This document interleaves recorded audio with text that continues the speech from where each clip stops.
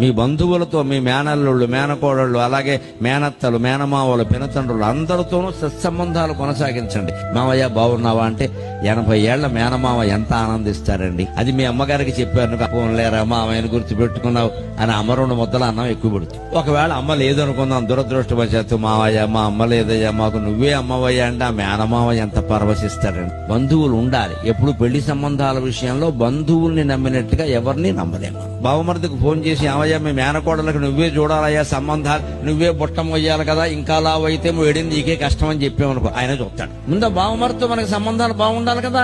ఈ చిన్న చిన్న విషయాల కోసం ఊరికే పెట్టుబడులు వీటి మీద తగాదాలు పెట్టుకోకూడదండి. మేనమావలు, బావమరుదులు వీళ్ళందరినీ పిల్లలకి పరిచయం చేయాలి, దగ్గర చేయాలి. పిల్లలకి చెప్పాలండి, చదువులు బంధుత్వాల కంటే ముఖ్యం కావు, చదువుల ఆత్మీయతల కంటే ముఖ్యం కావు.